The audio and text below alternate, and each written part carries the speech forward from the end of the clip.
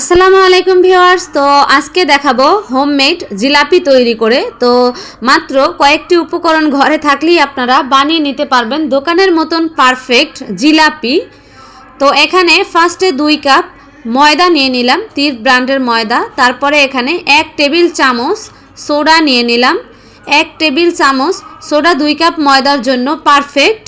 তো এটা নিয়ে নেওয়ার পর এটাকে আমরা একটু কালার করার জন্য জর্দার রং নিয়ে নিলাম। এটা রংটা হচ্ছে আপনাদের পছন্দ মতো। তো ফার্স্টে এখানে শিরাটা তৈরি করে নিতে হবে। শিরার জন্য আমি এখানে 1/3 কাপ চিনি নিয়েছি এবং হাফ কাপের 2 কাপ পানি দিয়ে দিলাম। তো শিরাটা আমি যেহেতু বাসায় তৈরি করি, আমার যতটুকু প্রয়োজন ততটুকু আমি রেডি করে নেই।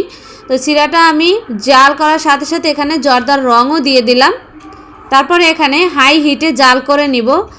আর জিলাপির যে শিরা, সেই শিরাটা কিন্তু অন্য শিরার মতন না, এই শিরাটাই হচ্ছে আসল। শিরা যদি পাতলা হয় জিলাপি নরম হয়ে যাবে, আর শিরা যদি ঘন হয় তাহলে ভিতরে ঢুকবে না।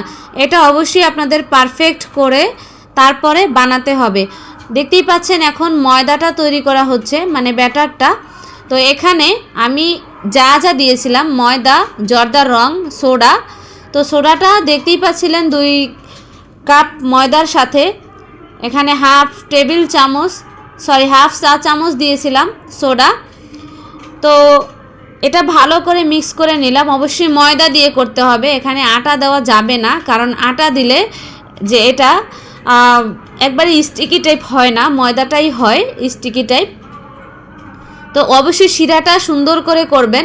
শিরাটা আপনারা কিভাবে পরীক্ষা করবেন, স্প্যাচুলা বা যেই ইটা দিয়ে নাড়বেন আপনারা শিরাটা, ওটা একটু শিরা থেকে উঠিয়ে বাইরে রাখলে দেখবেন গায়ে লেগে থাকে কিনা। যদি লেগে থাকে ওইটা পারফেক্ট। আর পাতলা ঘন দুইটার একটাও করা যাবে না। তো এখানে আমি পাইপিং ব্যাগে ভরে নিচ্ছি। পাইপিং ব্যাগে করে নিলে আসলে আমার জন্য সুবিধা হয়। তো এখানে পাইপিং ব্যাগে নিয়ে নেওয়ার পর ওটা আলাদা সাইডে রেখে দিলাম।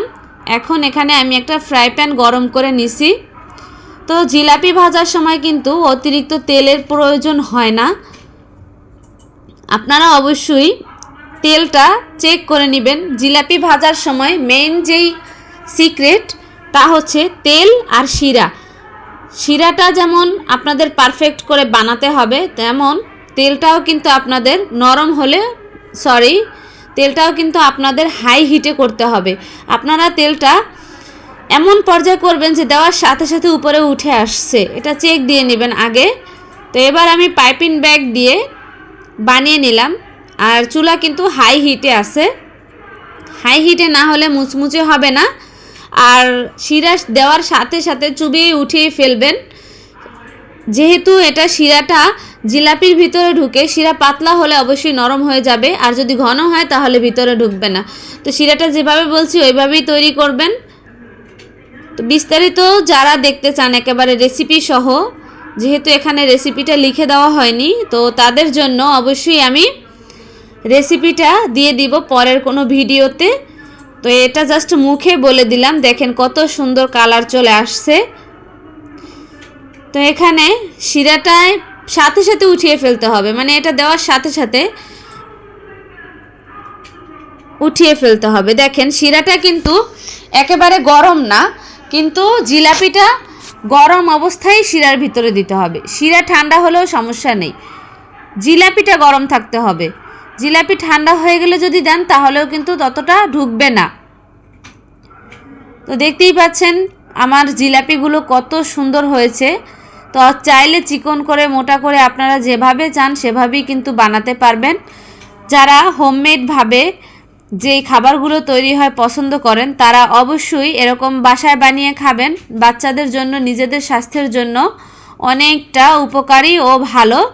তো বাহির থেকে ভেজাল জিনিস দেওয়া আইটেম আপনারা একটু কম খাবেন। তো কেমন লাগছে ভিডিওটি অবশ্যই জানাবেন। ধন্যবাদ সবাইকে। আল্লাহ হাফেজ।